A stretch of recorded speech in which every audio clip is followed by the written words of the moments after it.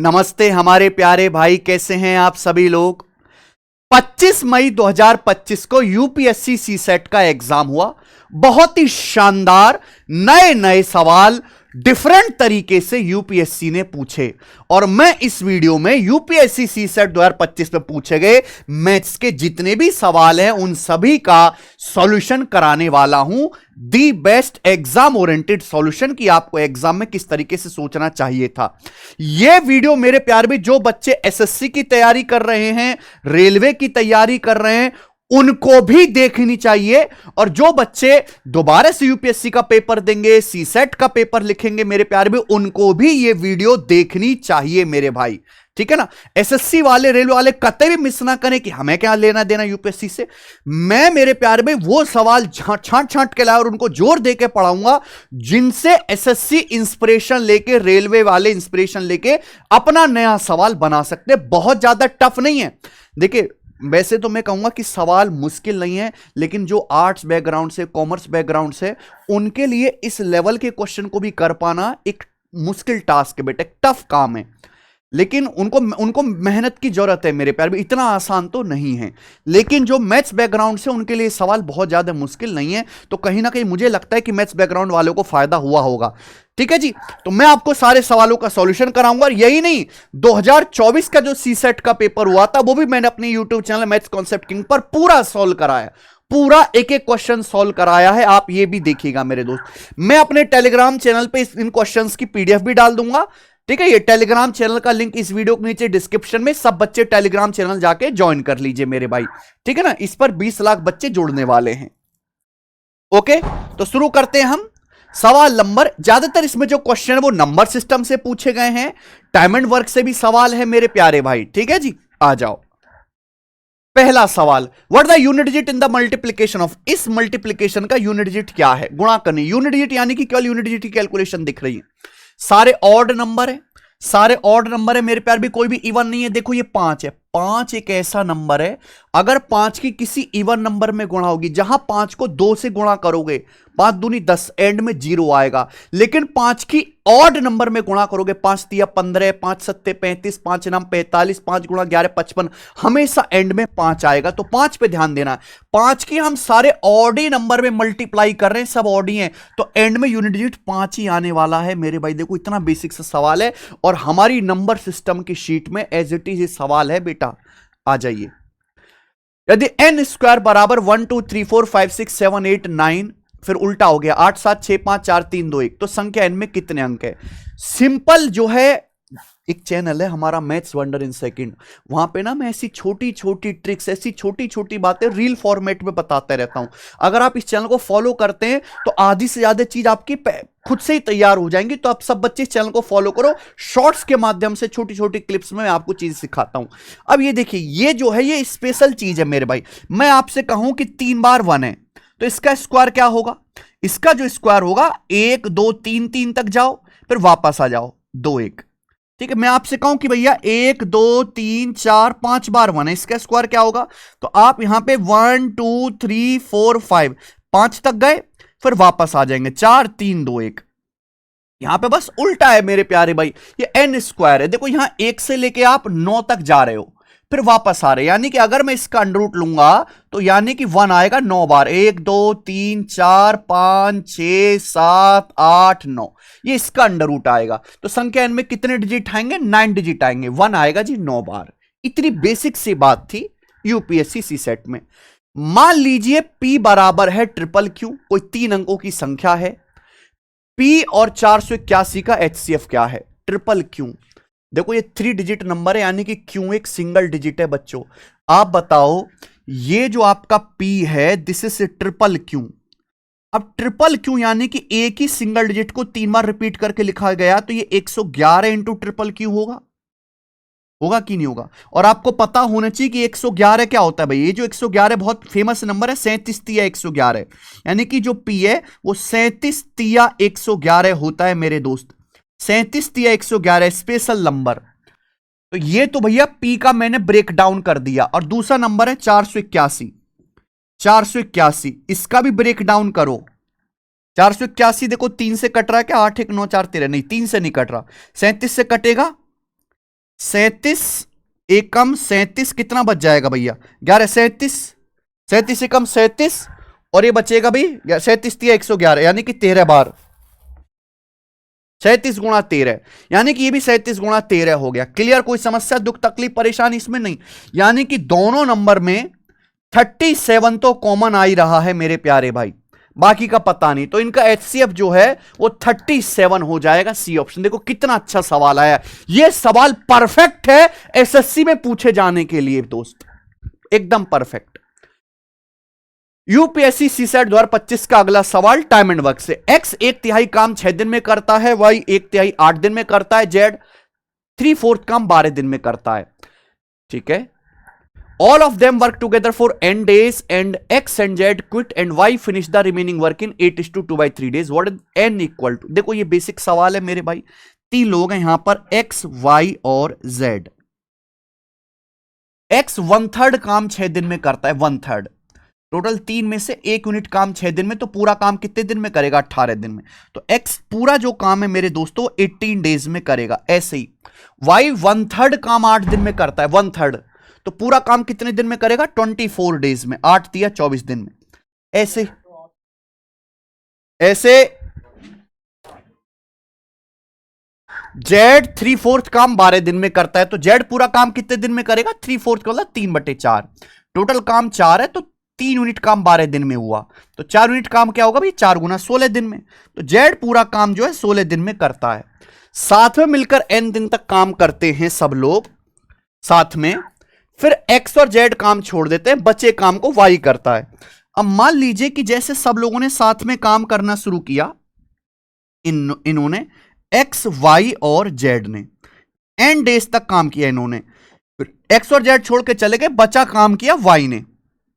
कितने दिन में मेरे भाई? ये y ने काम किया जी मेरे दोस्त, ये 8:2/3 डेज में, यानी कि 3 8 24 2 26/3 दिन में y ने बचा काम किया है।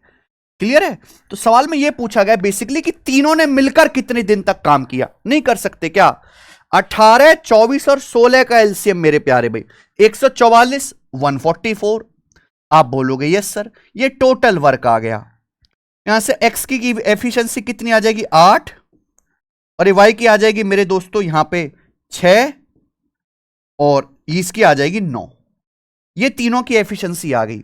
देखो तीनों ने साथ में काम शुरू किया है, लेकिन कुछ दिन बाद एक्स और जेड चले गए। वाई की एफिशिएंसी 6 है, वाई की एफिशिएंसी 6 है।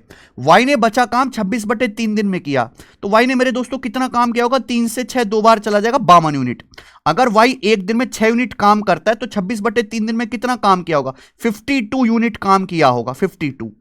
लेकिन मेरे प्यारे भाई 144 टोटल वर्क है, 52 काम जो है वाई ने किया, तो बचा काम कितना मेरे दोस्तों? ये बचा 92।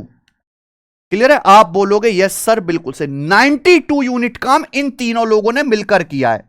एक्स, वाई और जेड ने मिलकर 92 यूनिट काम किया, तभी तो 92 + 52 हुआ 144 यूनिट काम। तीनों लोग मिलकर करेंगे मेरे प्यारे भाई, तीनों लोग मिलकर 92 यूनिट काम करेंगे, 8 6 14 और 9 23 एफिशिएंसी के साथ। तो 92 यूनिट काम करेंगे 23 एफिशिएंसी के साथ, तो काम कितने दिन में होगा?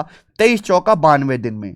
यानी कि तीनों ने साथ में मिलकर 4 दिन तक काम किया। 4 दिन तक कहां गया? ये आंसर है, एन का मान 4 था। बताओ जी, कितना प्यारा सवाल था। ऐसे सवाल तो हमारे एसएससी में भी आते हैं। ये देखिए यूपीएससी सीसेट 2025 का अगला सवाल। किसी वस्तु की कीमत P पहले K% बढ़ाएगी, फिर K% घटाएगी, फिर K% बढ़ाएगी, फिर K% घटाएगी। अच्छा, यदि नई कीमत Q है तो P और Q के बीच क्या संबंध है? बताओ मेरे भैया, क्या आंसर है? और यह है ऑप्शन, इस तरीके से ऑप्शन आपको बताना है जी। कौन करेगा? जल्दी से बताओ मेरे भाई, जल्दी से। देखो दोस्त, ये सक्सेसिव का सवाल है। सक्सेसिव किसी भी संख्या को लगातार हम चेंज करते जा रहे हैं, आगे पीछे कैसे भी करो। देखो यहां ध्यान से देखिए, 2 बार तो वैल्यू बढ़ाई गई है और 2 ही बार वैल्यू जो है मेरे दोस्त यहां पर K% घटाई गई है। आप ये ध्यान सुनिए, अगर किसी भी संख्या को K% आप बढ़ाते हो, मान लीजिए किसी भी संख्या को K% आप बढ़ाते हो, हर संख्या अपने आप में 100% होती है। अगर 100% को K% बढ़ाओगे तो 100 + K% गुना हो जाएगी। मान लीजिए किसी संख्या को 10% बढ़ाते हो तो 100% को 10% बढ़ा 110% गुना 110% हो जाएगी। क्लियर है? आप बोलोगे हाँ सर, परसेंट का मतलब 1/100, इसको 1/100 लिख लूं तो 110 प्लस के बटे 100 गुना हो जाएगी। इसे कहते हैं मल्टीप्लाइंग फैक्टर। अगर आप के परसेंट घटाते हो मेरे दोस्तों तो ये हो जाएगा फिर 100 माइनस के बटे 100। तो भैया एक वस्तु की कीमत जो है वो पी है, पी। क्लियर है? आप बोलोगे हाँ जी सर। अब हमने के परसेंट 2 बार बढ़ाया, भाई के परसेंट बढ़ाने का मतलब है 100 प्लस के बटे 100 गुना, लेकिन हमने 2 बार बढ़ाया तो भैया इसका होगा स्क्वायर। ये बात समझनी है, ठीक है जी। और हमने के परसेंट 2 बार घटाया कि किसी भी संख्या को के परसेंट 2 बार घटाओ, के परसेंट घटाओगे तो 100 माइनस के बटे 100 गुना हो जाएगी, लेकिन 2 बार घटाया तो स्क्वायर। ये हुआ मेरे प्यारे भाई। और जो नई कीमत है वो आ गई जी क्यों। नई कीमत आपकी क्यों आ गई, बराबर क्यों होना चाहिए। ठीक है जी। आप बोलोगे यस सर बिल्कुल सही, पी और क्यू के बीच रिलेशन निकालना है तो पी गुणा, अब आप मुझे ये बताओ कि ये 100 प्लस क्यू, 100 प्लस के इंटू 100 माइनस के क्या आ जाएगा मेरे भाई। ये ए प्लस बी, ए माइनस बी का फॉर्मूला नहीं बन गया, ए स्क्वायर माइनस बी स्क्वायर, ए स्क्वायर माइनस बी स्क्वायर। इसका क्या हो गया, ये होल स्क्वायर हो गया मेरे प्यारे भी, होल स्क्वायर हो गया। ठीक है। और नीचे क्या है दोस्तों, नीचे है ये 100 का वर्ग, स्क्वायर है ना, 100 का वर्ग और ये 100 का वर्ग।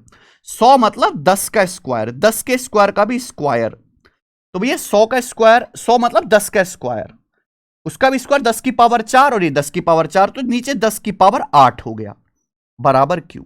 क्या आप मेरी बात को समझे। ठीक है। 100 गुणा 100 10,000, 10,000 मतलब 10 की पावर 4, लेकिन स्क्वायर भी हो रहा है तो 10 की पावर 8 हो जाएगा। और ये हमें ले जाना है राइट साइड में, तो राइट साइड में ले जाएंगे तो बराबर क्या आएगा, क्यों गुणा 10 की पावर 8। ये मैंने पूरा डिटेल में लिख के बताया, लेकिन जब मेरे पास ऑप्शन रहेंगे तो मैं इतना नहीं लिखूंगा मेरे भाई। तो क्यों गुणा 10 की पावर 8 आना चाहिए, ऑप्शन नहीं है। ठीक है जी। और यहां पे स्क्वायर आएगा मेरे प्यारे भाई, यहां कोई स्क्वायर नहीं है, ये नहीं आंसर, यानी कि पहला ऑप्शन ही आ गया। 100 मतलब 100 का स्क्वायर यानी कि 10 की पावर 4 लिख दिया, बिल्कुल ठीक बात है, ए ऑप्शन करेक्ट है। इजी सवाल है। आ जाओ बच्चों, अगला सवाल नंबर है 6। Consider the first 100 natural number. पहले 100 नेचुरल नंबर पे विचार करो। How many of them are not divisible by any of 2, 3, 5 and 2, 3, 5,7 and 9। पहले 100 नेचुरल नंबर में कितनी संख्याएं ऐसी हैं जो ना 2 से डिवाइड होती है, ना 3 से, ना 5 से, ना 7 से। ये ना 7 से ना 9 से, बताओ। बहुत बेहतरीन सवाल है।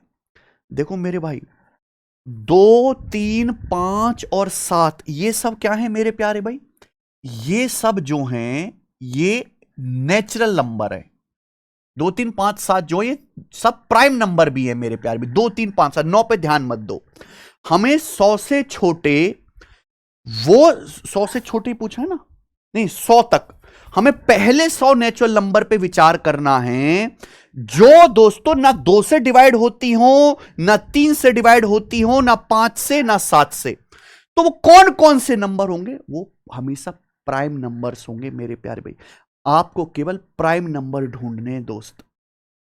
प्राइम नंबर, प्राइम नंबर कौन कौन से होते हैं मेरे भाई, ये सब प्राइम नंबर होते हैं 2, 3, 5, 7, 11, 13। 2, 3, 5, 7, 11, 13, 17, 19, उसके बाद 23 और आखिर में 97 तक।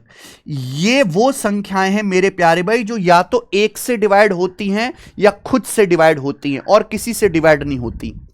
लेकिन आपको ये तो लेना ही नहीं है, 2, 3, 5, 7 तो लेना ही नहीं है मेरे प्यारे भाई। एक्चुअली ये जो 1 से लेकर 100 तक 25 प्राइम नंबर्स होते हैं, 1 से लेकर 100 तक 25 प्राइम नंबर्स होते हैं, 25 है। लेकिन ये तो आपको लेनी ही नहीं मेरे दोस्तों, शुरू की 4 संख्याएं। तो ये जो आपका बचेगा 11 से लेकर 97 तक, ये ऐसी संख्याएं जो इनमें से किसी से भी डिवाइड नहीं होंगी, ऐसी संख्याएं। लेकिन एक गलती यहां पे बहुत बड़ी हो गई, 1 छूट गया मेरे भाई। 1 प्राइम नंबर नहीं आता, क्योंकि प्राइम नंबर की परिभाषा है जिसके एग्जैक्ट 2 फैक्टर होते हैं। 1 का सिंगल एक ही फैक्टर होता है, खुद 1। तो 1 भी तो ऐसा नंबर है जो इनमें से किसी से डिवाइड नहीं होता। यानी कि मेरे प्यार में 25 प्राइम नंबर है जिसमें से 4 मुझे लेने नहीं है, लेकिन एक 1 भी काउंट करना है, तो ये आ जाएंगे 22। ये 22 संख्याएं मेरे दोस्तों ऐसी आनी चाहिए। सी ऑप्शन 22 इसका आंसर होगा। बहुत बढ़िया सवाल है।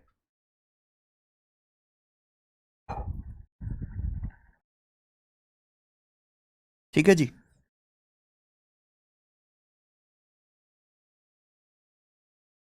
2, 3, 5, 7 केवल प्राइम नंबर पे ध्यान देना है आपको। तो ये प्राइम नंबर ही ऐसे होंगे, इनके अलावा जो भी नंबर होगा इवन वो 2 से कट जाएगा, बाकी 3 से कट जाएगा, लेकिन ये नंबर ससुरे किसी से नहीं कटेंगे। इसमें से ये आपको लेना नहीं है। 1 आपको लेना पड़ेगा कि 1 भी आपका पॉजिटिव रहे, यहां पे नेचुरल नंबर बोला है। तो इस तरीके से 22 संख्या आ जाएंगी। बहुत अच्छा सवाल। सवाल नंबर 7, 3 संख्याएं पी क्यू आर का एवरेज के है।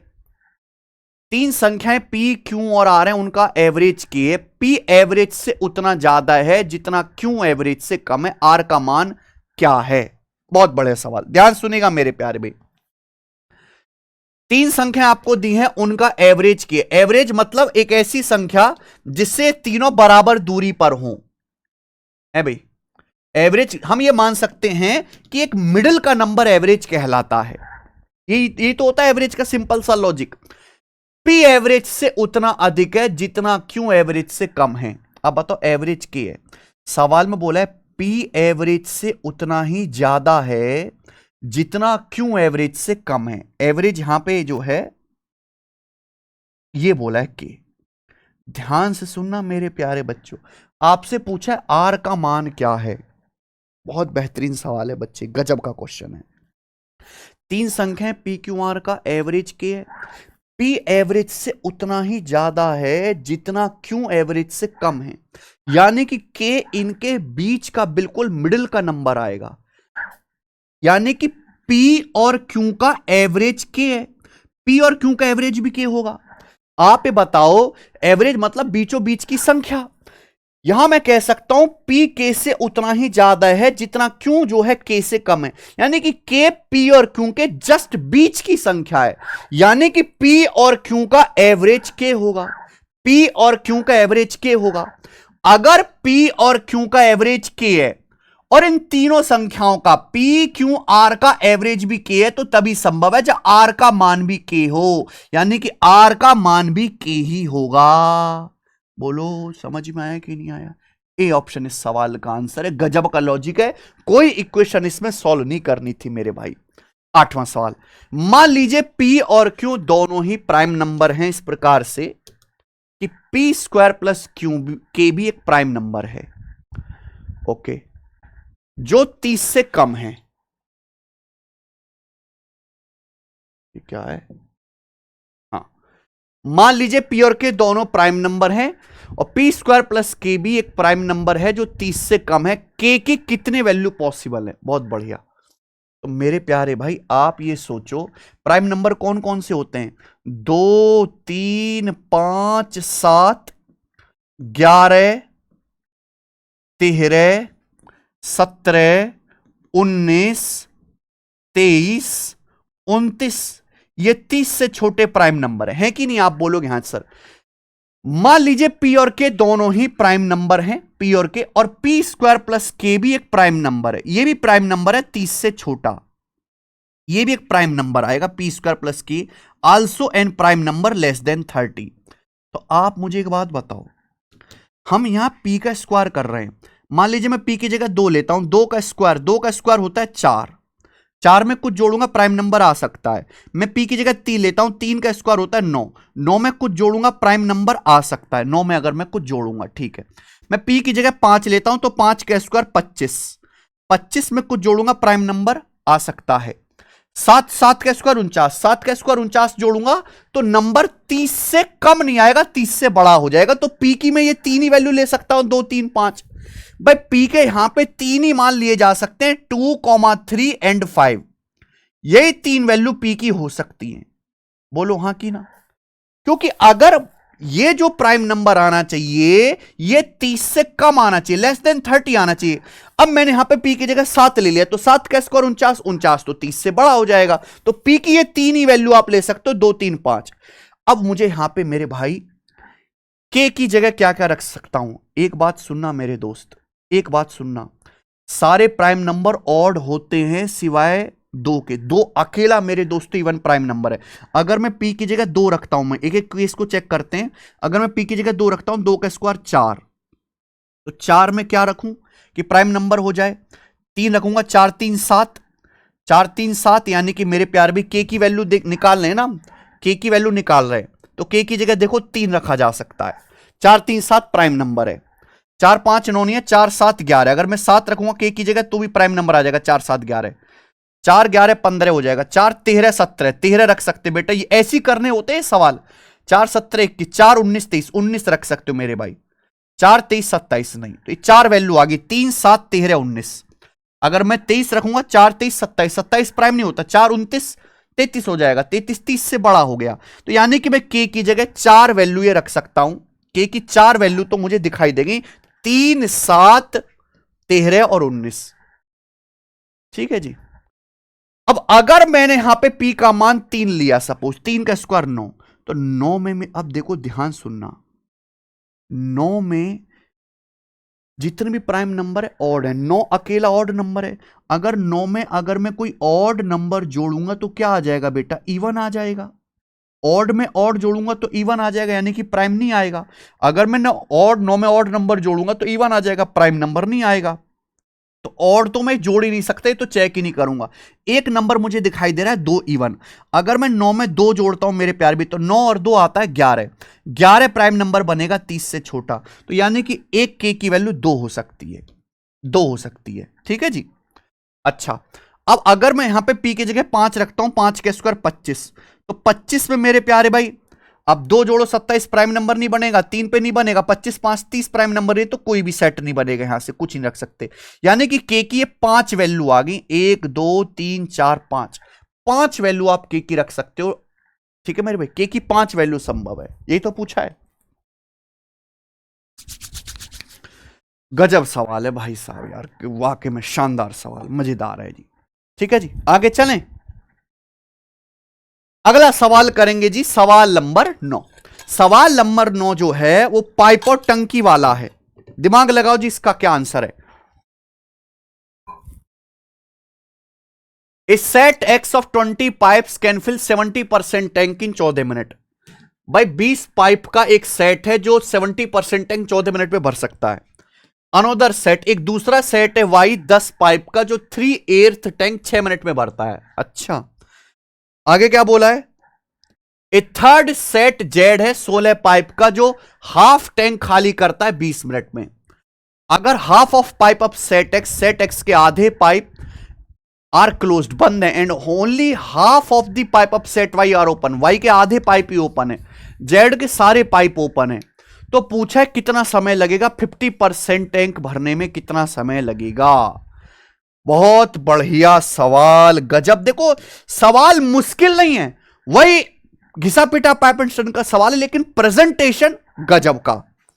भाई यहां पे 3 सेट हैं पाइप के, एक्स वाई और जेड। एक्स में कितने पाइप है, 20 पाइप है। 70% टैंक 14 मिनट में भरते हैं। अगर 70% टैंक 14 मिनट में भरते हैं तो भैया 100% टैंक 20 मिनट में, 70/5 14, 100% बचे 5 20 मिनट। यानी कि पाइप एक्स जो है वो 20 है, एक्स सेट में 20 पाइप हैं, ये 20 मिनट में भरेंगे मेरे प्यारे भाई। ऐसे ही सेट वाई में 10 पाइप हैं और 10 पाइप 3/8 टैंक 6 मिनट में भरते, 3/8 टैंक, यानी कि टोटल 8 है, तो 8 में से 3 भरते हैं 6 मिनट में, तो पूरा टैंक कितने मिनट में भरेंगे, 16 मिनट में। 16 मिनट में भर देंगे 10 जो है पाइप जो है सेट वाई के। और ये थर्ड सेट तो खाली करने वाला है, खाली करने वाला माने से लगा दो जिससे याद रहे, खाली करने वाला है। थर्ड सेट में 16 पाइप हैं जो आधा टैंक 20 मिनट में खाली करते हैं। इसमें कितने पाइप हैं, 16 पाइप है, आधा टैंक खाली करते हैं 20 मिनट में, तो पूरा कितने में खाली करेंगे, 40 मिनट में। पूरा ये 40 मिनट में खाली करेंगे। यहां तक कोई समस्या, आप बोलोगे नहीं सर। अब हमने किया क्या, ये मैंने लिख लिया, पहली 2 लाइन का यही इस्तेमाल है। हमने पाइप एक्स के आधे सेट क्लोज हैं, पाइप एक्स के आधे सेट क्लोज हैं, आधे क्लोज हैं तो आधे ही ओपन है। आप मुझे बताओ, पाइप एक्स में 20 पाइप हैं, अगर 20 पाइप 20 मिनट में भरते हैं तो 10 पाइप कितने मिनट में भरेंगे? अगर 20 पाइप जो हैं 20 मिनट में भर रहे हैं तो 10 पाइप कितने मिनट में भरेंगे? 40 मिनट में। अगर मैंने पाइप आधे कर दूंगा तो टाइम डबल लगेगा ना। अगर मैं पाइप एक्स के आधे क्लोज हैं, आधे चालू हैं, तो कितने टाइम में भरेंगे? 40 मिनट में भरेंगे। ये आपको निकालना पड़ेगा कि सवाल कह क्या रहा है। उसके बाद only half of pipe of set Y are open, pipe set Y के भी आधा ही ओपन है। पाइप वाई में 10 पाइप है, 10 पाइप भरते हैं 16 मिनट में, तो अगर आधे ही 5 ही ओपन है, अगर आधे ही पाइप ओपन है तो टाइम भी तो डबल लगेगा, 32 मिनट। ये 32 मिनट में भरेंगे। अगर पाइप आधे कर दूंगा तो टाइम डबल लग जाएगा। और मेरे भाई सेट जेड के सारे पाइप ओपन है, यानी कि ये हो गया बच्चे, ये हो गया। क्लियर है? आप बोलोगे यस सर। तो सवाल में पूछा है अगर सारे खोल दिए जाएं तो 50% टैंक कितने में भरेगा? 50% टैंक कितने में भरेगा अगर सारे खोल दिए जाएं? भाई अगर मैं सारे खोल दूंगा तो एक बात ध्यान रखना कि भाई ये 40 मिनट में भरेंगे और ये 40 मिनट में खाली करेंगे, तो ये तो नलीफाई हो जाएगा। भाई ये सेट एक्स के जितने पाइप जितना भरेंगे, ये सेट जेड के उतना ही खाली करेंगे, क्योंकि दोनों की एफिशिएंसी बराबर हो जाएगी। यानी कि केवल वाई ही भरने का काम करेगा, और ये वाई के 5 ही पाइप ओपन है, 32 मिनट में भरेंगे। लेकिन हमें आधा ही भरना है तो आधा भरने में लगेगा 16 मिनट। केवल सेट वाई के पाइप ही भरेंगे, क्योंकि ये जितना भरेंगे एक्स के जेड के उतना ही खाली कर देंगे, दोनों की एफिशिएंसी बराबर होगी, दोनों की एफिशिएंसी बराबर हो जाएगी। ये 32 मिनट में भरेंगे, आधा भरेंगे 16 मिनट में, आंसर आ गया। यही बेस्ट तरीका है करने का, कोई एलसीएम भी नहीं लेना। आगे सवाल नंबर 10। अच्छा, एक्स का मान 4 और 8 के बीच में है, इक्वल टू भी है, वाई की वैल्यू रेंज भी दे रखी है, तो एक्स प्लस वाई के मैक्सिमम वैल्यू का एक्स माइनस वाई की मिनिमम वैल्यू से रेशियो क्या? देखो अलग अलग निकालना है, यहां पे मुझे रेशियो निकालना है, लेकिन अलग अलग। एक्स प्लस वाई की जो मैक्सिमम वैल्यू हो सकती है और एक्स माइनस वाई की जो मैक्सिमम वैल्यू हो सकती, मिनिमम वैल्यू, इनका रेशियो पूछा है। अब बताओ जी, सोचो। देखो बच्चों, ऊपर ना जोड़ने का काम हो रहा है, प्लस है। मैक्सिमम तभी आएगा जब एक्स भी मैक्सिमम हो, वाई भी मैक्सिमम हो। तो एक्स की मैक्सिमम वैल्यू मेरे दोस्तों 8 और वाई की मैक्सिमम वैल्यू 7।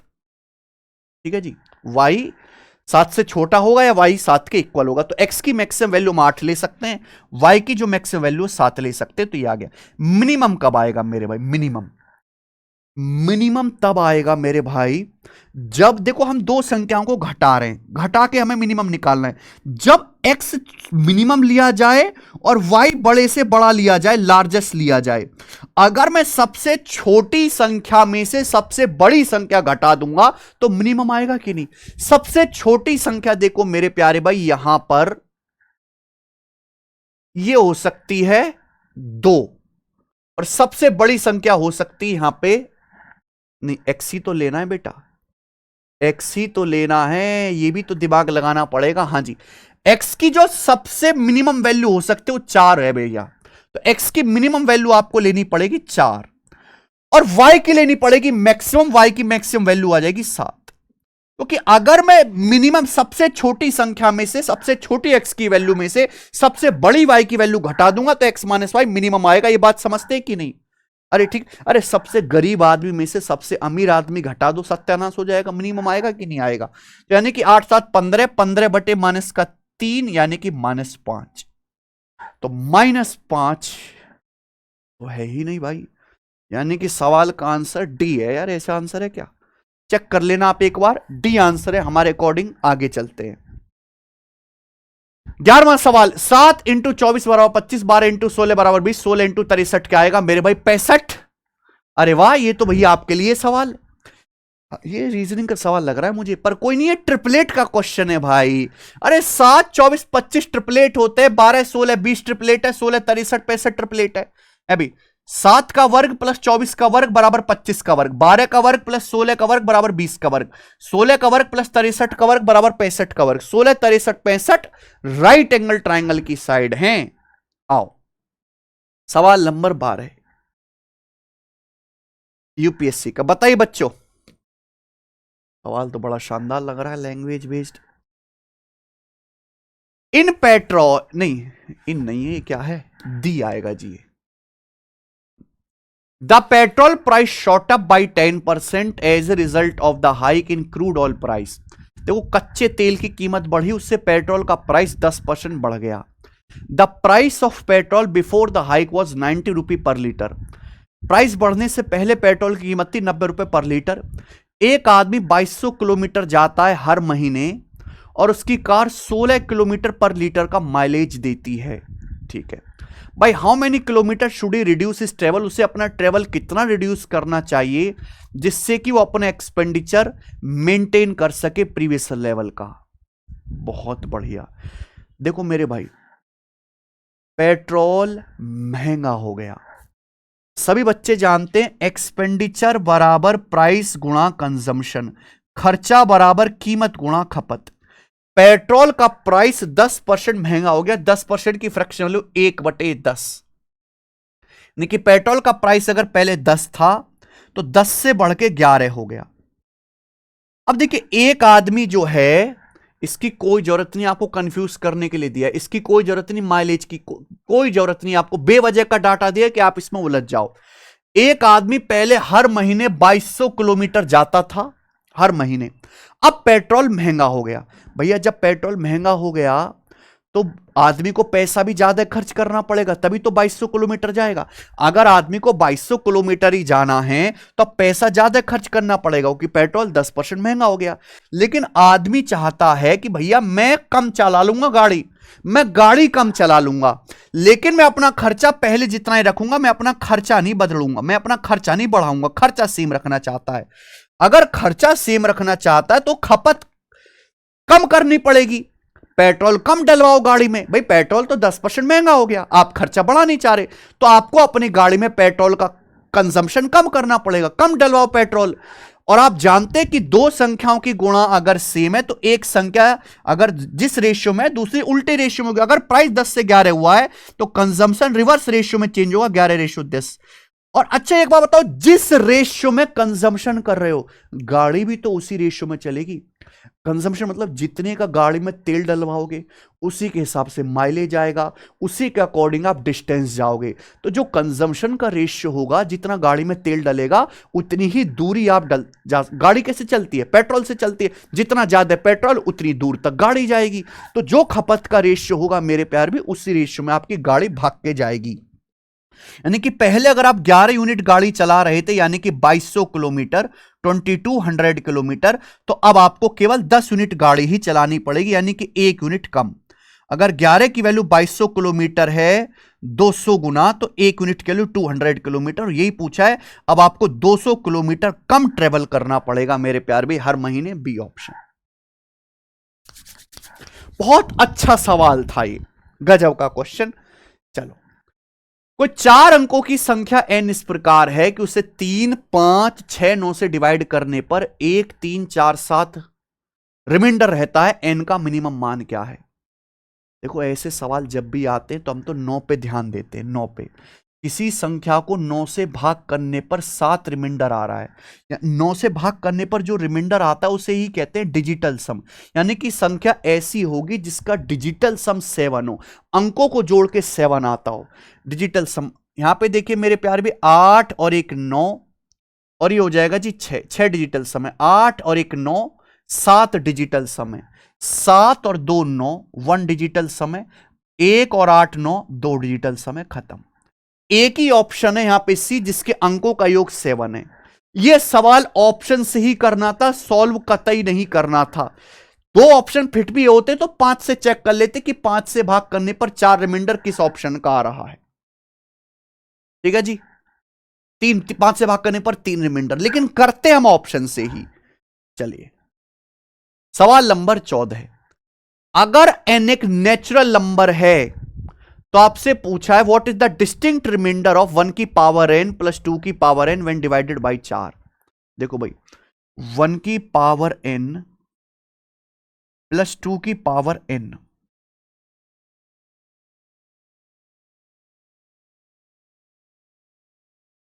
वन की कितनी पावर करो 1 आएगा मेरे भाई, प्लस टू की पावर n, इसको 4 से डिवाइड करने पर क्या रिमाइंडर आ सकता है? एक बात बताएं मेरे भाई, 1 प्लस टू की पावर n, देखो अगर मैं n का मान सपोज 1 लेता हूं तो 2 की पावर 1 हो जाएगा भैया 2। अगर मैंने n का मान 1 लिया, सपोज मैंने n का मान 1 लिया, तो ये हो जाएगा 1 की पावर 1 होता है, 2 की पावर 1 2 होता है, ये 1 प्लस 2 3, 3 को 4 से भाग करेंगे तो रिमाइंडर 3 आएगा। ऐसे ना आप लेट करके कर लिया करो। अगर मैं n का मान 2 लेता हूं, 2 लेता हूं, तो 1 की कितनी पावर को करो 1 आएगा, 2 का स्क्वायर 4। अब इसको 4 से डिवाइड करेंगे मेरे प्यारे भाई तो रिमाइंडर 1 आएगा।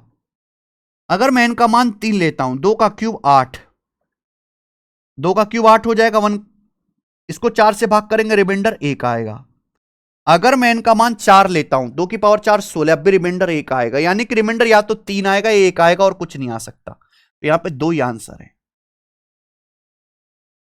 नेचुरल वैल्यू लेनी है n की मेरे प्यारे भाई, नेचुरल वैल्यू। तो अच्छा सवाल है, और टेक्निकली भी जा सकते हैं कि भैया ये जो नंबर आएगा 2 की पावर n, 2 की कुछ भी पावर करो, या तो नंबर मेरे प्यारे भाई 2 का मल्टीपल आएगा, 2 एकम 2, या फिर 4 का मल्टीपल आएगा।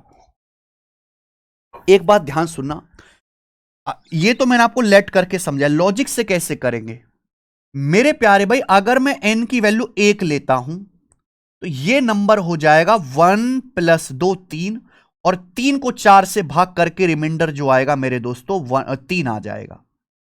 लेकिन अगर मैं n का मान 2 लेता हूं या 2 से बड़ा लेता हूं तो यह नंबर हमेशा 4 से कटने वाला होगा। 2 का स्क्वायर 4, 2 का क्यूब 8, 2 की पावर 4 16, 2 की पावर 5 32।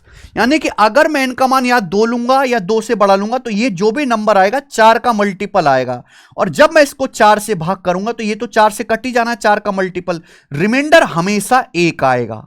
यानी कि रिमाइंडर इस केस में केवल 3 आएगा, बाकी पूरे जहान भर में रिमाइंडर 1 ही आएगा।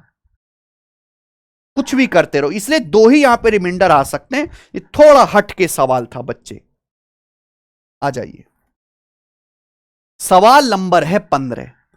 कोई पॉजिटिव संख्या n इस प्रकार है कि n बराबर p plus Q plus r, जहां p q r small n के डिफरेंट फैक्टर हैं, p q r small n के डिफरेंट फैक्टर हैं। ओके, 50 से कम कितनी संख्याओं में यह प्रॉपर्टी है? 50 से कम कितनी संख्याओं में यह प्रॉपर्टी है, बताइए मेरे प्यारे भाई। हाँ जी, कौन करेगा इसको? सवाल नंबर है 15 आपके सामने। ये जो सवाल है ना, ये परफेक्ट नंबर का है कि भाई एक पॉजिटिव नंबर इस प्रकार है कि n बराबर p plus Q plus r, और यहां p क्यू आर जो है फैक्टर्स हैं अलग अलग। आपने परफेक्ट नंबर समझ जानते हो आप, ऐसी संख्याएं जिनके गुणनखंडों का योग खुद उस संख्या को हटाकर उस संख्या के बराबर हो जाए, उन्हें परफेक्ट नंबर कहते हैं। जैसे कि परफेक्ट नंबर होते हैं 6। अगर आप 6 को देखोगे ना तो 6 के फैक्टर हैं 1 2 3 और खुद 6, तो आपको ना खुद नहीं लेना ये, तो ये इसके 3 फैक्टर्स हो गए, इनका सम खुद 6 के बराबर है। सारी संख्याओं में नहीं होता। अगला नंबर है ऐसा 28। 28 के फैक्टर क्या होते हैं?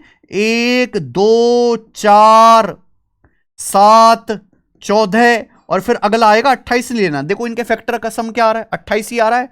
ऐसी अगला परफेक्ट नंबर है 496। 496, ठीक है जी। लेकिन यहां पे हम बात कर रहे हैं केवल संख्या के 3 फैक्टर्स के बारे में, तो हम क्या नंबर लेंगे? 6। 6 एक ऐसा नंबर है, 50 से छोटा भी है मेरे प्यारे भाई, जिसके 3 डिफरेंट फैक्टर है 1 2 3, और इनका जो योग है संख्या के बराबर है। क्या आप मेरी बात को समझ गए? ठीक है जी, आप बोलोगे यस सर। तो 50 से कम ऐसी कितनी संख्याएं? ये केवल परफेक्ट नंबर में ही मिलेगा मेरे प्यारे भाई। अच्छा, अब मेरे दोस्तों यहां पर 6 का अगर मैं मल्टीपल लेता हूं 12, क्योंकि यहां पे पी क्यू आर कोई भी फैक्टर होते हैं, सारे फैक्टर्स के बारे में नहीं बोला, कोई भी फैक्टर अगर मैं इसका दुगुना कर देता हूं तो 12 के फैक्टर 2 भी होगा, 4 भी होगा, 6 भी होगा। इसके भी तो 12 के 3 फैक्टर हैं, 2 4 6, इनका सम 12 आएगा।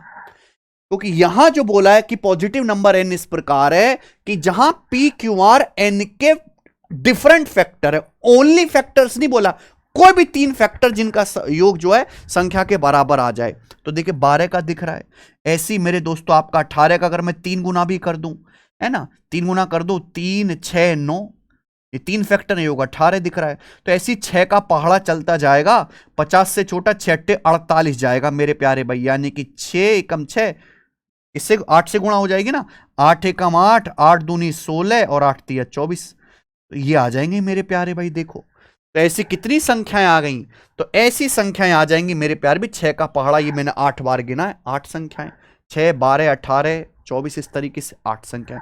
तो बहुत अच्छा सवाल था, नया है कुछ। सवाल नंबर 16, टीम एक्स ने 20 ओवर में कुल n रन बनाए, टीम वाई ने 10% कम ओवर में बराबर स्कोर बनाया। यदि टीम वाई की जो average run rate been 50% higher, the score would have been tied in 12 overs, how many runs were scored by team X. देखो यहां पे 2 टीम है, लिख लेते हैं, ये टीम एक्स है और ये है टीम वाई, और यहां है ओवर। टीम एक्स ने 20 ओवर में n रन बनाए, ये रन है, कितने रन बनाए, n रन्स बनाए हैं। और टीम वाई ने कारनामा कर दिखाया 10% कम ओवर में, 20 को 10% 2 है होता है, 20 को 10% 2 कम करेंगे तो 18, यानी कि टीम वाई ने 18 ओवर में ही n रन बना दिए। बोला अगर एवरेज रन रेट 50% ज्यादा होती तो यह स्कोर 12 ही ओवर में बराबर हो गया होता। अगर एवरेज रन रेट 50% ज्यादा होती, किसकी, टीम वाई की, बहुत बढ़िया। तो ये बात तो ऑलरेडी है, यानी कि सवाल का आंसर हो जाएगा डी ऑप्शन, ज्ञात नहीं कर सकते। एन का मान पूछा है ना, टीम एक्स ने कितने रन बनाए, एन का मान नहीं निकलेगा। देखो ये टीम वाई है, सवाल में ये बोला गया अगर टीम वाई का एवरेज रन रेट पर ओवर 50% बढ़ा दिया जाए, 50% की फ्रैक्शन वैल्यू होती है 1/2, यानी कि पहले अगर 1 ओवर में 2 रन बन रहे थे तो अब 1 ओवर में 3 रन अगर बनने लगे, यानी कि एवरेज रन रेट पर ओवर अगर पहले 2 रन बन रहे थे तो अब 3 रन बनने लगे। तो मेरे प्यारे भाई 12 स्कोर में जो है स्कोर 12 ओवर में बराबर हो जाएगा। पहले कितने ओवर में स्कोर बराबर हो रहा था, 18 ओवर में। अगर 1 ओवर में 2 रन बन रहे हैं तो 18 ओवर में बनेंगे 36 रन। अगर अब भी 36 रन बनाने हैं मेरे प्यारे भी, एवरेज 3 का है, 1 ओवर में 3 रन बन रहे हैं तो कितने ओवर खेलने पड़ेंगे, 12 ओवर। ये बात तो मुझे पता ही है, पहले 18 ओवर में स्कोर बराबर हो रहा था, 18 दूनी 36, अब 12 ओवर में स्कोर बराबर होगा, 12 तिया 36। यानी कि जो दोनों बातें लिखी हुई है सेम है, यहां से तो कोई इक्वेशन ही नहीं बनी। जब कोई इक्वेशन ही नहीं बनेगी तो एन का मान ही नहीं निकलेगा, ठीक है, क्योंकि ये दोनों बातें सेम ही हैं। तो इसका आंसर होगा कैन नॉट बी डिटरमाइंड। बड़ा अच्छा सवाल है। आइए, 3 प्राइम नंबर हैं पी क्यू आर, हर एक 20 से कम है। P माइनस क्यू बराबर Q minus R, P Q R की कितने कितनी वैल्यू पॉसिबल हैं। देखो अगर आपके सामने ये दिया हुआ है तो आप देखते ही समझ जाओगे कि यहां पे जो है P Q are arithmetic progression में, अगर मैं माइनस क्यू को इधर ले आऊं तो 2Q बराबर माइनस इधर आर आ जाएगा P प्लस आर, ये आ जाएगा। 2 को अगर हम नीचे भी ले आते हैं तो बटे 2। आपको पता होना चाहिए कि अगर 3 संख्याएं हैं, एक संख्या बाकी 2 संख्याओं के एवरेज के बराबर है, 3 संख्याएं पी क्यू आर, बीच की संख्या क्यों है, ये बाकी दोनों के एवरेज के बराबर है। इसका मतलब तीनों संख्याएं अर्थमेटिक प्रोग्रेशन में होंगी, समांतर श्रेणी में होंगी। समांतर श्रेणी का मतलब इनके बीच का गैप सेम होना चाहिए, वही ये दिया भी हुआ है वैसे, ठीक है जी। आप बोलोगे यस सर बिल्कुल सही, कोई प्रॉब्लम नहीं। अब 20 से कम 3 अलग अलग प्राइम नंबर है, तो 20 से कम कौन कौन से प्राइम नंबर होते हैं, 2 3 5 7 11 13 17 19, यही है, 2 3 5 7 11 13 17 19।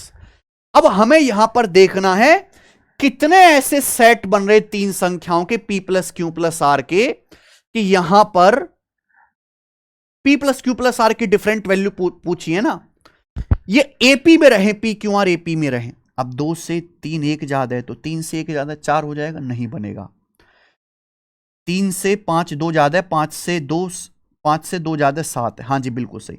एक सेट तो बन गया 3 5 7, जोड़ के आ जाएगा 12, P plus Q plus R 12। अगला ले लेते हैं मेरे भाई, 3 से 7 4 ज्यादा है, 7 से 4 ज्यादा 11, बिल्कुल सही। 3 7 और 11, अगर 3 से मैं 4 ज्यादा ले रहा हूं 7, तो अगला भी 4 ज्यादा लेना पड़ेगा 11। ऐसे देख लेते हैं, 3 से मेरे प्यारे भाई 11 8 ज्यादा है, तो 11 से 8 ज्यादा 19 सेट हो गया। अगर 3 से 8 ज्यादा है 11, तो 11 से 8 ज्यादा हो रहा है 19। देखो एपी में बन रहा है ना, तो आपको ऐसे देख लेना है, इससे आपका टाइम बचेगा मेरे प्यारे भाई। बस 19 तक चलेंगे, फिर 5 से देखते हैं। 5 से 2 ज्यादा 7, 7 से 2 ज्यादा करेंगे 9, ठीक है भैया। फिर मेरे प्यारे भाई ये तो नहीं बना, 9 प्राइम नंबर नहीं है। फिर 5 से 6 ज्यादा है 11, और 11 से 6 ज्यादा है 17, हाँ जी एक बन गया 5 11 17। 5 प्लस 6 11, 11 प्लस 6 17, और तो बनेगा नहीं। फिर 7 देख लेते हैं, 7 4 11, और 11 4 15, 7 6 13, और यहां पे 13 6 19।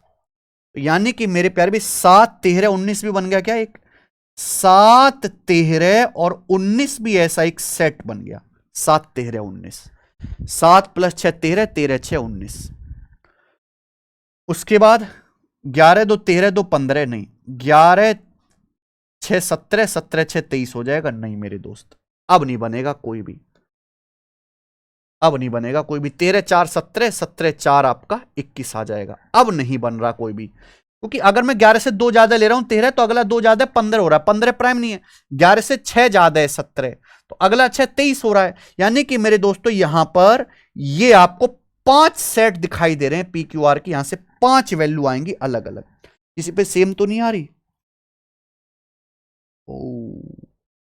19 3 22 11 33 17 5, भाई साहब यहां पर भी गड़बड़ है। देखो अभी गड़बड़ कर देता मैं, गड़बड़ ये कर देता कि यहां पर जो है इन दोनों का एवरेज तो सेम ही है 11, इन दोनों का सम तो सेम ही आएगा 17 5 22 11 33 19, और 3 22 11 33। यानी कि इसमें ये दोनों जो हैं, ये दो आपसे पी क्यू आर की वैल्यू नहीं पूछी, P plus Q plus R की कितनी वैल्यू पॉसिबल है।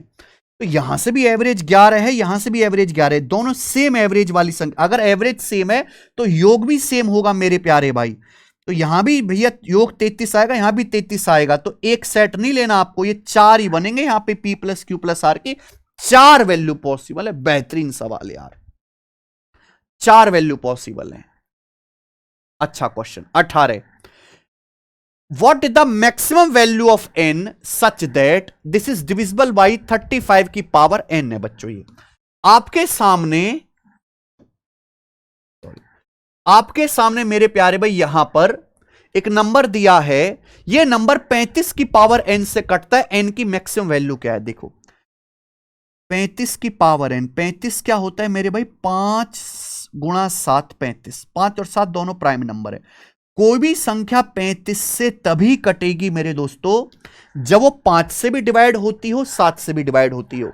जितने 5 और 7 के पेयर बन जाएंगे उतने ही 35 होंगे। माना जैसे मान लो 5 2 बार आ रहा है, 7 2 बार आ रहा है, तो 35 भी 2 बार आ जाएगा कि नहीं आ जाएगा। तो हमें यहां पे ये काउंट करना है कि 5 7 के पेयर कितने बन रहे हैं। अब हो सकता है कि 5 ज्यादा बार आ रहा हो, 7 ज्यादा बार आ रहा हो, हमें देखना कौन सी संख्या कम बार आ रही है।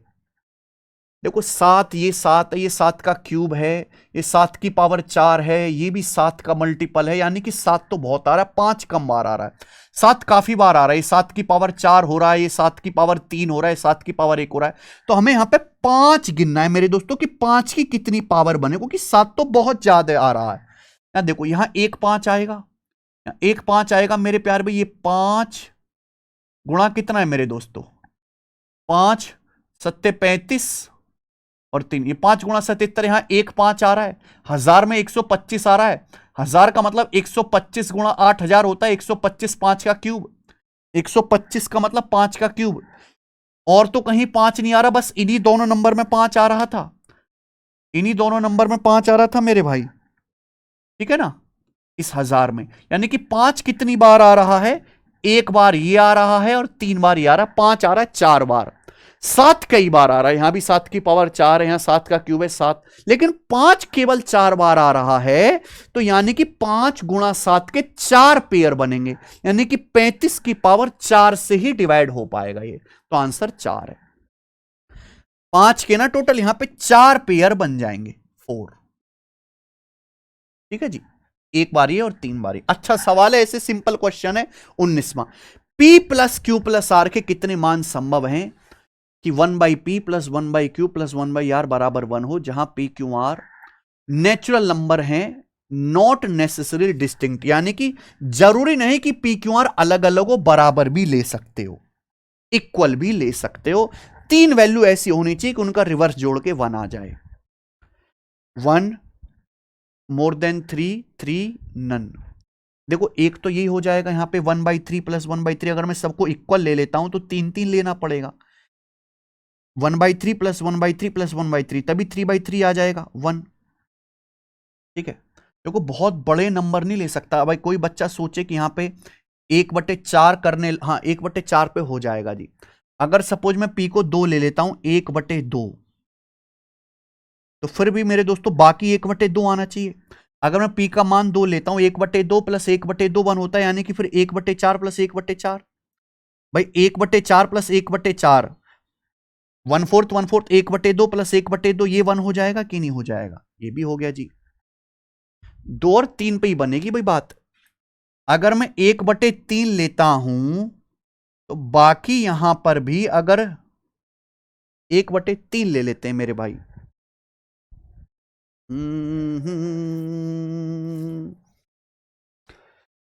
2, 3 और 6 से भी बन रहा है मेरे दोस्तों यहां पर। यस यस यस यस, 2, 3 और 6 अलग अलग, 1/2 प्लस 1/3, 5/6 प्लस 1/6, ये देखो 1 हो गया कि नहीं हो गया बच्चे?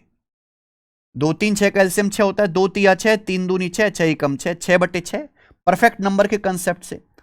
और कोई तरीका है? अगर मैं यहां पे 1/3 लूंगा तो बाकी भी मुझे क्या बनाना पड़ेगा? फिर 2/3 बनाना पड़ेगा। 2/3 के लिए मेरे प्यारे भाई 2/3 बनाना पड़ेगा ना।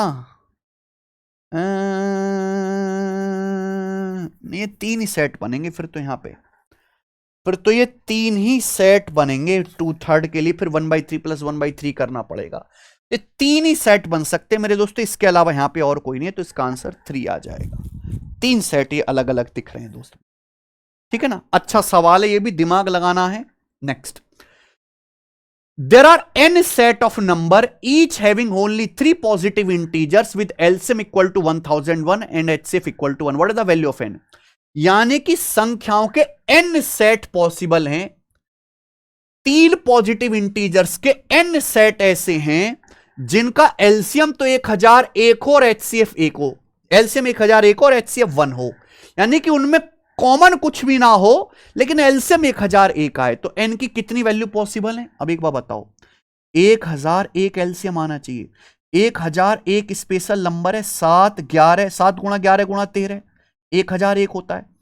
तो सवाल में ये बोला है कि कितने सेट ऐसे हैं कि जिनका एचसीएफ तो 1 हो लेकिन एलसीएम 1001 आ जाए। तो एक सेट तो 7 11 13 आ गए बच्चे, 7 11 13 एलसीएम 1001 और इनमें कुछ भी कॉमन नहीं, एचसीएफ 1। और बहुत सारे सेट बन सकते हैं यहां पे, और डिफरेंट सेट बन सकते हैं ना, एन सेट ऑफ नंबर्स। जैसे आप 2 2 की गुणा कर लो, 7 गुणा 11 77 हो गया, 77 11 13 का भी ये हो जाएगा भैया। बोलो 2 2 की गुणा कर लो 7, 11 13 की गुणा कर लो 143, ये आपका 13 हो गया। बोलो ठीक है जी। 7 13 की गुणा करो 91 11 13, ये सेट हो गया। बात समझ पा रहे हैं? ठीक है जी, ये हो जाएगा। और भी मेरे जहां पे तो ये हो गया आपका 4 सेट, तो ये हो गए। तीनों की गुणा कर सकते हैं, 1001 111, ये हो गया। बोलो उसके बाद 2 2 की गुणा करके भी लिख सकते हैं ना, यहां पे तो बहुत सारे सेट हो जाएंगे। मैं 7 गुणा 11 लिख देता हूं 77, मैं 11 गुणा 13 लिख देता हूं 143, मैं 13 गुणा 7 लिख देता हूं 91, ये सेट हो गया। फिर और 2 2 की गुणा करके लिख लो आप कि 7 गुणा 11 77, 11 गुणा 13 143, है जी, और ये 13 एज इट इज रहने दो, अब भी यही आएगा। और भी ऐसे बहुत सारे सेट, तो 1 2 3 4 5 6 7 8 9 बहुत सारे बन जाएंगे, तो मोर देन 8 हो जाएगा, मोर देन 8। ठीक है जी, और भी लिख लो ना आप, 11 13 की गुणा कर लो, 143। 7 को एज इट इज रहने दो, ये 1 ले लो मेरे भाई, अब भी देखो एक सेट बन गया ये। आप 13 7 91 कर लो, 11 कर लो, 1 कर लो, अब भी हो जाएगा सेट। 7 गुणा 13 और गुणा 11। तो ये देखो 1 2 3 4 5 6 7 8 9, 9 तो मैंने लिख दिया आपके सामने, तो ये मोर देन 8 सेट हो जाएगा जी, 8 से ज्यादा ही होंगे हर एक को। कि एलसीएम के लिए 7 11 13 तीनों आना चाहिए, चाहे वो कैसे भी आए, गुणा करके कैसे भी आए, और कुछ भी कॉमन तो हो गए इनमें, होगा नहीं इसमें कुछ भी कॉमन। ठीक है भाई, तो हमेशा जो है इनका एचसीएफ 1 ही आएगा। आगे चलते हैं, सवाल नंबर 21।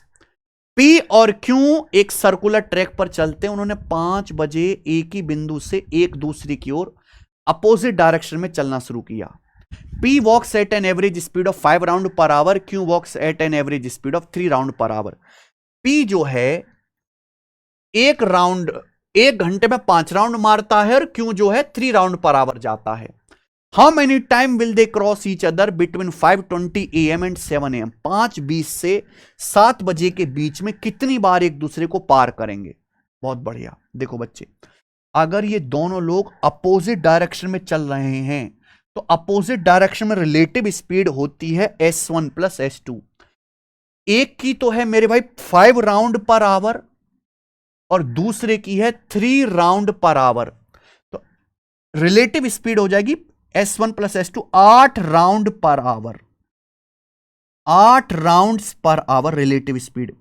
यानी कि इसका मतलब क्या है कि जब वो अपोजिट डायरेक्शन में एक दूसरे को चल रहे होंगे, तो वो 8 बार 1 घंटे में 8 बार एक दूसरे से क्रॉस करेंगे। 1 आवर में 8 बार मेरे प्यारे भाई, 1 घंटे में 8 बार जो है एक दूसरे को क्रॉस करते हुए जाएंगे। लेकिन पूछा 5:20 से लेके 7 बजे के बीच में, तो 5:20 से 7 बजे तक कितना होता है? 60 मिनट और 40, 100 मिनट, 100 मिनट। और 100 मिनट का मतलब होता है मेरे प्यारे दोस्त, यहां पर 100 को 60 से डिवाइड कर लेंगे तो 20 पंजे 100, 20 3 60, 5/3 घंटे। मैंने यह पता लगा दिया कि 1 घंटे में 8 बार जो है एक दूसरे को क्रॉस करते हैं। ठीक है जी, एक दूसरे को पार करते हैं। अगर 1 घंटे में 8 बार एक दूसरे को पार कर रहे हैं, तो टोटल टाइम है 5/3 घंटे। 5/3 घंटे में एक दूसरे को कितनी बार पार करेंगे? तो 8 पंजे 40/3, 40/3 आएगा, यानी कि 13.33 बार, 13.33 बार एक दूसरे को पार करेंगे। अब देखो 0.33 तो अपन लोग ले ही नहीं सकते ना, यानी कि मेरे दोस्तों सवाल में देखो एक पेज भी फंस रहा है, वो भी सॉल्व हो गया कि हमें 5:20 से 7 AM के बीच लेना है मेरे भाई, यानी कि आखिरी टाइम 7 वाला हमें कंसीडर नहीं करना है। 5:20 के बाद 7 बजे तक मेरे प्यारे दोस्तों कितनी बार एक दूसरे को पार करेंगे, लेकिन 7 AM के बीच लेना, 7 AM वाला नहीं लेना था। वैसे भी जो आखिरी बार क्रॉसिंग होगी वो 7 बजे से पहले हो जाएगी। अगर ये पूरा पूरा डिवाइड होता तो 7 बजे भी एक दूसरे से मिलते, लेकिन ये पूरा पूरा डिवाइड नहीं हुआ है, तो 7 बजे एक दूसरे से मिलेंगे ही नहीं, यानी कि 7 बजे से पहले पहले मिल लेंगे 13 बार, तो 13 बार आ जाएगा बी ऑप्शन, इसका आंसर 13। और बहुत अच्छा सवाल है, गजब का क्वेश्चन। आइए, A tram overtakes 2 person X and Y walking at an average speed of 3 and 4 km per hour in same direction and completely passes them in 8 and 9 seconds respectively. What is the length of tram? ये देखो time speed distance का सवाल है, कुछ भी नहीं है मेरे भाई। ट्रैम की लंबाई, लंबाई बाद में निकालना, पहले स्पीड तो पता चले। मान लीजिए यहां पे आदमियों की स्पीड दे रखी ना, ट्रैम की speed S kilometre per hour है, स्पीड ट्रैम की speed S kilometre per hour है, और लंबाई जो है वो L है, L है। जैसे मान लीजिए कि एक ट्रैम है, ये S किलोमीटर पर आवर की स्पीड से चल रहा है, और इस सेम डायरेक्शन में दो आदमी को क्रॉस करता है। एक आदमी चल रहा है 3 किलोमीटर पर आवर की चाल से, और दूसरा आदमी चल रहा है मेरे प्यार भी 4 किलोमीटर पर आवर की चाल से सेम डायरेक्शन में। तो जब भी ये ट्रैम इन दोनों आदमी को क्रॉस करेगा, कितनी डिस्टेंस जाएगा? खुद की लंबाई के बराबर डिस्टेंस जाएगा, क्योंकि भैया आदमियों की तो कोई लंबाई है नहीं ना इस ट्रैम के मुकाबले। तो ट्रैम जब भी इन दोनों को पार करेगा खुद की डिस्टेंस जाएगा। क्योंकि यहां पे डायरेक्शन सेम है ना, डायरेक्शन सेम है, तो रिलेटिव स्पीड क्या आ जाएगी? S1 minus S2। ट्रैम की स्पीड मैंने S मानी है, ट्रैम पार करके चला गया तो ट्रैम की स्पीड ज्यादा होगी, S माइनस 3। रिलेटिव स्पीड कितने समय पार किया? पहले आदमी को 8 सेकंड में, इंटू 8 सेकंड। दूसरे आदमी की स्पीड 4 किलोमीटर पर आवर है, दूसरे आदमी को पार किया 9 सेकंड में, इंटू 9 सेकंड। ये बराबर होना चाहिए, इक्वल होना चाहिए मेरे प्यारे भी, इक्वल कर दिया। देखो यहां एक चीज ये है कि ये जो स्पीड है किलोमीटर पर आवर में है, किलोमीटर पर आवर में। टाइम जो है, ये जो टाइम है ये टाइम सेकंड में है, लेकिन जब मैंने दोनों केस को बराबर किया तो किलोमीटर पर आवर ये सेकंड सेकंड कट जाएगा। तो आपको ना किलोमीटर पर आवर को मीटर पर सेकंड में बदलने की जरूरत नहीं है, कट ही जाना है। तो यहां से इजीली आ जाएगा भैया 8s और 9s, डिफरेंस s आएगा। 9 चौक 36 और 24 का डिफरेंस 12, तो इसकी वैल्यू 12। अगर ट्रेन की स्पीड पूछी होती 12 किलोमीटर पर आवर, ट्रेन की लंबाई पूछे चाहे पहले केस से चाहे केस से करो चाहे दूसरे से, पहले आदमी को पार करते हैं 12 किलोमीटर पर आवर की चाल से चल रहा है ट्रेन। पहला आदमी चल रहा है x 3 किलोमीटर पर आवर की चाल से, तो रिलेटिव स्पीड आ जाएगी जी S1 minus S2। Kilometre per hour में है, मीटर पर सेकंड में बदलो 5/18, और पहले आदमी को पार किया बच्चों कितने सेकंड में? 8 सेकंड में, मल्टीप्लाई बाई 8, ये मीटर हो जाए। 12 माइनस 3 9 से 18 दो बार, 40/2 20 मीटर। यहां पे 20 मीटर ट्रेन की लंबाई आ जाएगी, आंसर है। ये कोई नया सवाल नहीं है, ना जाने कितनी बार ये CDS में SSC में पूछा गया भाई। आगे चलेंगे, सवाल number 23। What the reminder, what the reminder when this is divided by 6। अगर इस नंबर को, ये नंबर दिया हुआ है, 6 से डिवाइड किया जाए तो क्या शेषफल आएगा? देखो भाई, पहली बात तो आप ये समझो कि 6 होता है 3 दूनी 6, 6 होता है मेरे दोस्तों 3 दूनी 6। ये जितने भी नंबर आपको दे रखे ये सब 9 की पावर में, यानी कि सारे के सारे नंबर 3 से कट रहे हैं, सबके सारे नंबर 3 से कट रहे हैं, इनका योग भी 3 से कटेगा। मैं एक बार नंबर लिख लेता हूं, 9 का क्यूब 3 से कटेगा, 9 की पावर 4 3 से कटेगा, 9 की पावर 5 3 से कटेगा, 9 की पावर 6 3 से कटेगा। ये सारे नंबर आखिर में 9 की पावर 100, ये सब 9 यानी कि 3 के मल्टीपल है, सब 3 से कटेंगे। अगर ये नंबर 2 से कट गया तो ये पूरी संख्या 6 से भी कट जाएगी। आप मुझे बात बताओ, ये सारे ऑड नंबर हैं, 9 एक ऑड नंबर है, 9 का क्यूब 729, ये ऑड नंबर, ये भी ऑड नंबर, ये भी ऑड नंबर, ये भी ऑड नंबर, ये ऑड नंबर लिख रहे हैं हम। आपको एक बात पता है कि ऑड में अगर ऑड नंबर जोड़ा जाता है तो हमेशा एक इवन नंबर आता है। यहां देखो मैं 9 की पावर ऐड कर रहा हूं, पावर 3 से शुरू हो रहा है, 3 4 5 6 100 तक, यानी कि मेरे प्यारे भाई यहां पे 1 और 2 मिसिंग है, 9 की पावर 1 9 की पावर 2 मिसिंग है मेरे प्यारे भाई, यानी कि 98 टर्म्स हैं। ये कितने टर्म्स लिखे? 98। तो अगर मैं ऑड नंबर्स को जोड़ रहा हूं, सारे ऑड नंबर है, कितनी बार? 98 बार। अगर मैं ऑड नंबर्स को 98 टाइम्स ऐड करूंगा, 2 बार ऑड करने पर इवन हो जाता है, तो 98 बार ऐड करूंगा तो ये इवन नंबर आएगा। ये एक इवन नंबर है, यानी कि ये 2 से कटेगा, और ये नंबर ऐसा है कि यहां हर एक 3 का मल्टीपल है तो 3 से भी कटेगा, यानी कि ये पूरा नंबर 6 से कटने वाला है। 6 से डिवाइड होने पर रिमाइंडर 0, 6 से डिवाइड होने पर। अगर कुछ बचता भी तो भी हम यही तरीका लगाते मेरे प्यारे भाई, तो भी। 25वां सवाल, what the 4 8 9th digit in the number. आपके सामने नंबर दिया है, इस नंबर का 4 8 9वां अंक क्या है, ये बताइए जी।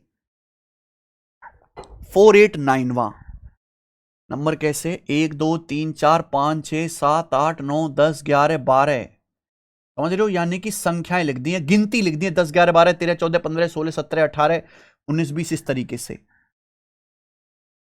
ओके जी, 489वां डिजिट आपसे पूछा है, 489वां डिजिट पूछा है। देखो 1 से लेकर 9 तक 9 डिजिट आ गए मेरे भाई, 1 से लेकर 9 तक 9 डिजिट आ गए। उसके बाद, और ये 9 नंबर्स भी हो गए, ये 9 नंबर्स भी हो गए मेरे प्यार में, 9 डिजिट भी हैं और ये 9 नंबर्स भी हैं। उसके बाद आप समझना 1 से लेके 9 तक, 1 से लेके 9 तक। उसके बाद सब 2 डिजिट नंबर है ना, 2, 10, 11, 12, 13, 14, 10, 11, 12, 13, 10 से कहां तक जाएगा मेरे प्यारे भी, 10 से जाएगा ये आपका 99 तक। ये सब 2 डिजिट के नंबर है। कितने नंबर है, 90 है। ये 90 नंबर्स हो गए मेरे दोस्तों, आपके 90 नंबर्स हो गए। 10 से लेकर 99 तक 90 नंबर्स होते हैं मेरे प्यारे भाई, ठीक है जी। और ये सारे 2-2 डिजिट के हैं। अगर एक नंबर में 2 डिजिट है तो 90 नंबर्स में कितने डिजिट होंगे, 180 डिजिट्स होंगे, 180 डिजिट्स होंगे मेरे भाई। क्या आप मेरी बात समझ पा रहे हैं? तो 180 डिजिट्स लिख दिए हमने, लिखने 489 डिजिट्स। तो 180 और 9, 189 डिजिट हो गया। 489 में से 180 प्लस 9, 189 डिजिट लिख दिए। तो हमें 300 डिजिट्स और लिखने हैं। अब हमें 300 डिजिट्स और लिखने हैं। समझ में आई क्या बात आपको मेरी? तभी तो 9 और 180, 189 प्लस 300, 489 होगा। लेकिन 99 के बाद जितने डिजिट आएंगे, जितनी संख्या आएंगी, वो सब 100 से 3 डिजिट नंबर की होंगी। होंगी कि नहीं होंगी? बताओ बताओ बताओ बताओ। 300 यहां अब 300 डिजिट और लिखने। 99 के बाद 100, 101, 102, 103, 104 सब 3-3 अंकों की संख्याएं होंगी। आप बोलोगे यस सर 3-3 अंकों की संख्या होंगी। हमें 300 डिजिट लिखने हैं। 300 डिजिट यानी कि अपन को 100 नंबर्स लिखने पड़ेंगे। 100 नंबर्स ही लिखने पड़ेंगे भाई। अगर एक संख्या में 3 डिजिट हैं तो 300 डिजिट लिखने के लिए हमें कितने नंबर लिखने होंगे? 100 नंबर्स। 100 से स्टार्ट करना है तो 100, 101, 102, तो सबसे आखिर में क्या आएगा? 199 आएगा मेरे भाई। 100 से लेके 199 तक 100 नंबर्स होते हैं। तो सबसे आखिर में जो आएगा इसमें 199 आएगा, यानी कि जो लास्ट का डिजिट होगा वो 9 आएगा भाई। 9 इसका आंसर है। बहुत अच्छा सवाल, गजब, मजा आ गया बच्चे। आगे चलेंगे, अगला सवाल। सवाल नंबर है 26। अब यहां से स्टेटमेंट वाले सवाल हैं। स्टेटमेंट है मेरे दोस्तों इनमें। मान लीजिए x एक नंबर है 0 और 1 के बीच में। x square is greater than x cube. x is greater than root x। Select the correct. कौन सा स्टेटमेंट करेक्ट है? देखिए x एक नंबर है। मान लो x एक नंबर है 0 से 1 के बीच में। अब आप बताओ जी।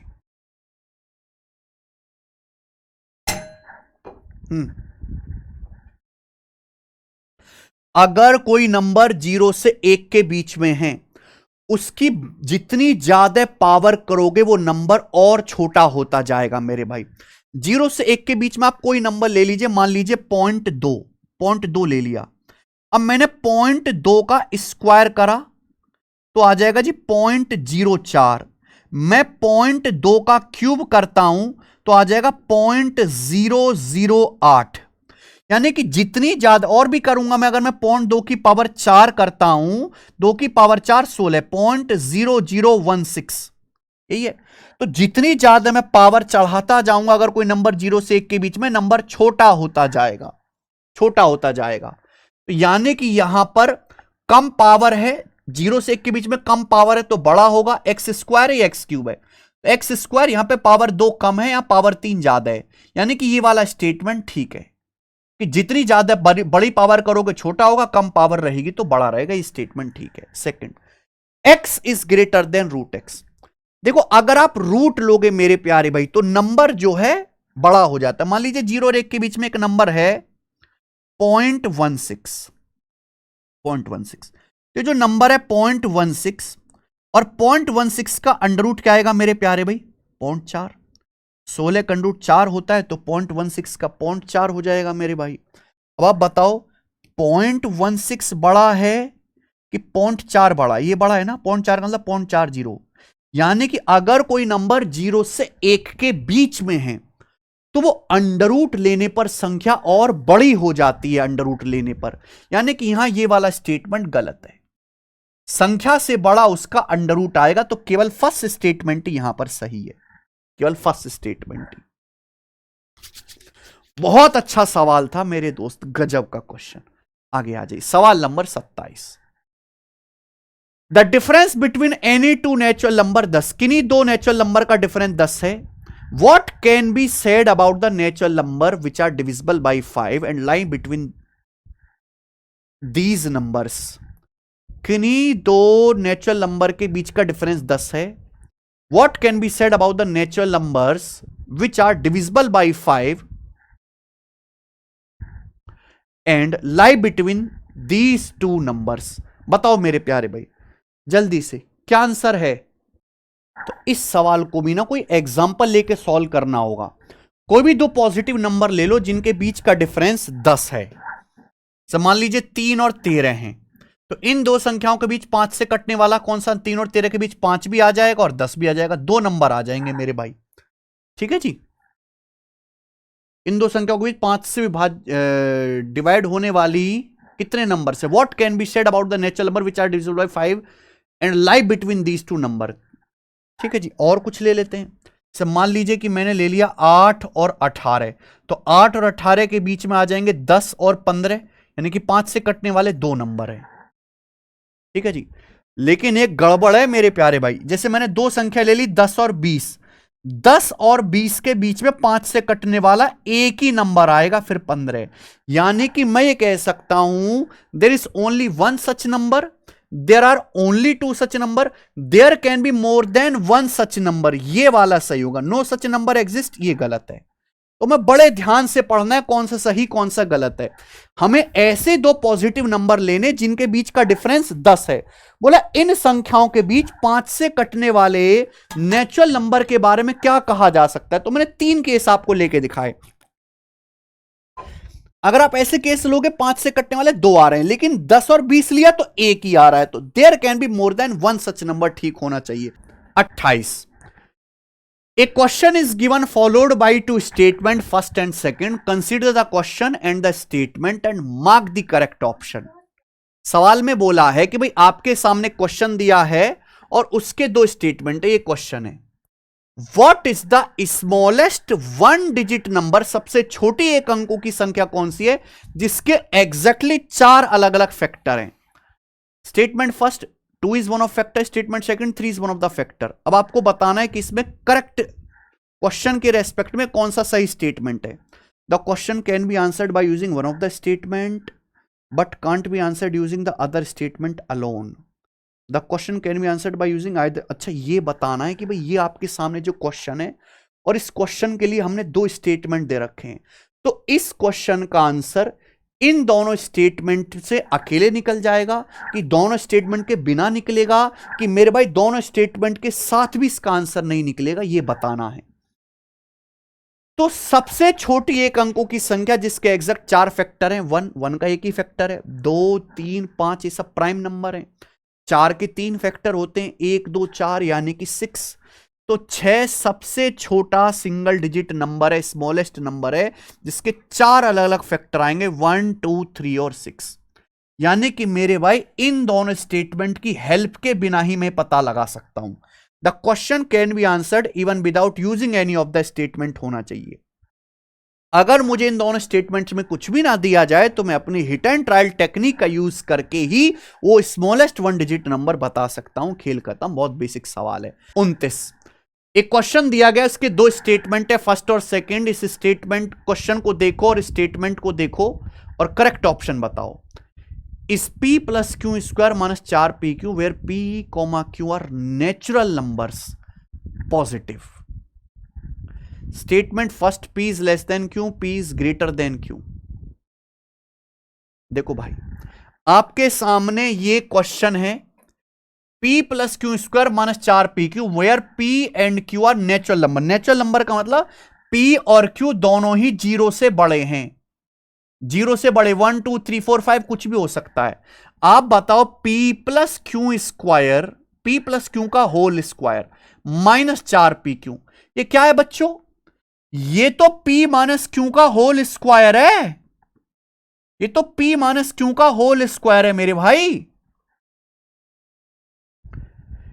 ये तो एलजेब्रा का कंसेप्ट लग गया. p माइनस क्यू का होल स्क्वायर, इसकी वैल्यू पॉजिटिव. देखो मेरे भाई ध्यान सुनिए, यहां पे दो केस बनते हैं.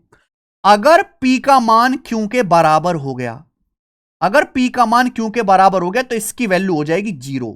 लेकिन अगर p का मान q के बराबर नहीं है, तो मेरे दोस्तों चाहे पॉजिटिव नंबर का स्क्वायर करो चाहे नेगेटिव नंबर का स्क्वायर करो, आप 4 का स्क्वायर करो तो भी 16 आता है, -4 का स्क्वायर करो तो भी 16 आता है।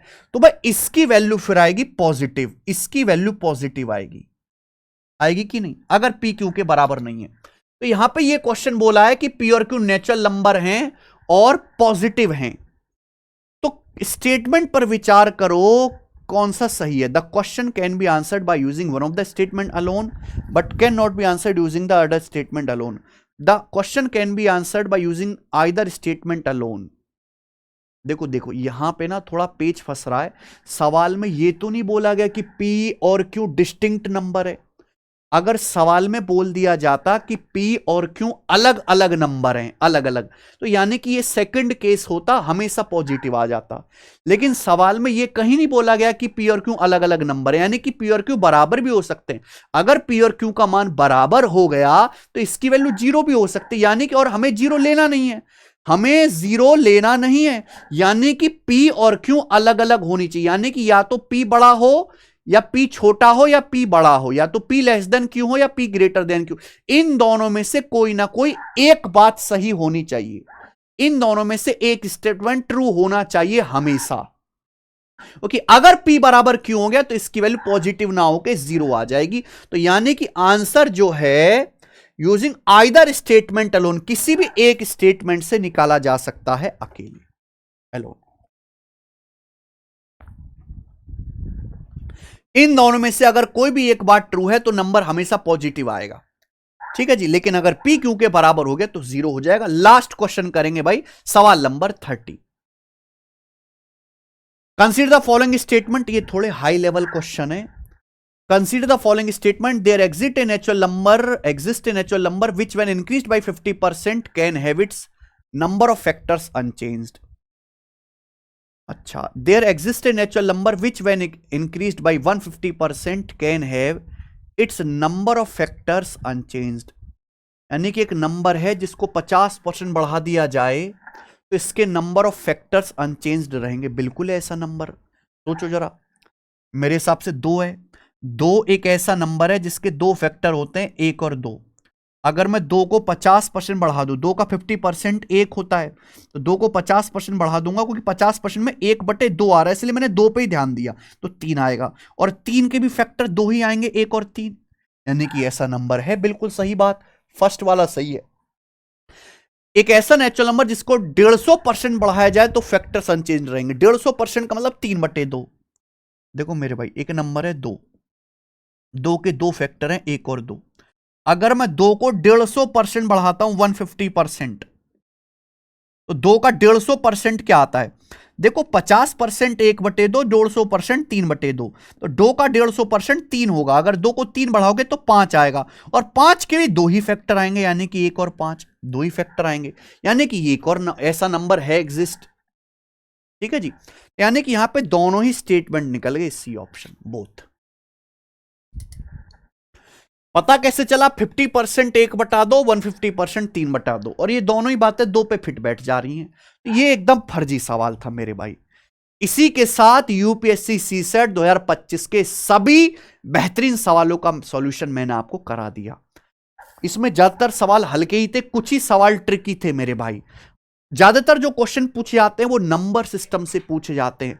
अगर आपको यूपीएससी निकालना, इवन सीडीएस का पेपर भी क्लियर करना है, तो आपके नंबर सिस्टम पे बहुत अच्छी कमांड होनी चाहिए मेरे भाई, ठीक है जी। हमारे चैनल पे, इसी चैनल पे गगन प्रताप मैथ्स पे एक वीडियो डली हुई है, पॉज करना। जो हमारा यूट्यूब चैनल है गगन प्रताप मैथ्स, उस पे 40 घंटे की नंबर सिस्टम की वीडियो डली हुई है। थोड़ा मोड़ा नहीं, 40 घंटे। दुनिया भर का जितना भी नंबर सिस्टम है सब मैंने करवा रखा है। अगर आपको यूपीएससी सीसेट निकालना है या नंबर सिस्टम पे कमांड बनानी है, ये पूरा कंटेंट है, इसके बाहर नंबर सिस्टम नहीं होते। इस पूरी वीडियो को आप खंगाल डालिएगा मेरे भाई, पूरी वीडियो देख डालो, आपका दिमाग खुल जाएगा, ठीक है जी। ये वीडियो आपको कैसी लगी, सवाल आपको कैसे लगे, मुझे कमेंट्स में जरूर बताइए। बहुत बहुत धन्यवाद, बाय।